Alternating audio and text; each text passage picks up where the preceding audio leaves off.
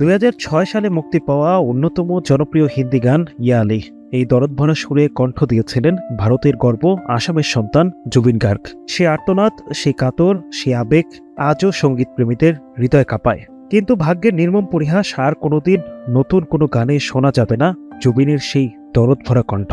মাত্র 52 বছর বয়সী চিরতরে পাড়ি জমালেন এই জনপ্রিয় শিল্পী। শুক্রবার সিঙ্গাপুরে এক ভয়াবহ স্কুবা ডাইভিং দুর্ঘটনায় নিভে গেল তার জীবন প্রদীপ। ভারতীয় সংবাদ মাধ্যম জানিয়েছে, সমুদ্র থেকে তাকে উদ্ধার করে দ্রুত হাসপাতালে নেওয়া হলেও নিবিড় পরিচর্যায় চিকিৎসকদের সব চেষ্টা ব্যর্থ হয়। নর্থ ইস্ট ফেস্টিভ্যালে যোগ দিতে সিঙ্গাপুরে গিয়েছিলেন জুবিন। মঞ্চ মাতানোর কথা ছিল তার, কিন্তু ভাগ্যের কপালে লেখা ছিল অপ্রস্তুত বিদায়ের মহাকাব্য। মুহূর্তের মধ্যে খবর ছড়িয়ে পড়ে গোটা ভারতে, স্তব্ধ হয়ে যায় কোটি ভক্তের হৃদয়।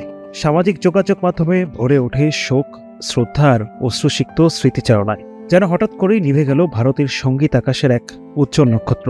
1972 সালের 18 নভেম্বর জন্ম নেওয়া জুবিন ছিলেন বহুমুখী প্রতিভার অধিকারী।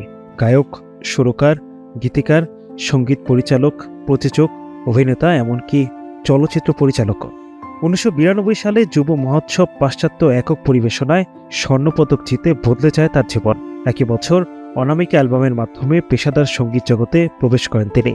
শুরুটা আসামে হলেও তার কণ্ঠ ছড়িয়ে পড়ে বাংলা ও হিন্দি গানে সমানভাবে, আর ইয়া আলী তাকে পৌঁছে দেয় ভারত জুড়ে জনপ্রিয়তার শিখরে। একের পর এক হিট গানে তিনি হয়ে উঠেছিলেন কোটি শ্রোতার হৃদয়ের নায়ক। কিন্তু আজ সেই হৃদয়কারা কণ্ঠ আর নেই, থেকে গেছে শুধু গান, থেকে গেছে অশ্রু মাখা স্মৃতি। জুবিন গার্গ যেন নিজেই হয়ে গেলেন এক অসমাপ্ত সুর, যার প্রতিটি নোটে এখন বাজে বিচ্ছেদের বেদনা। Adnan Delwar, NTV online.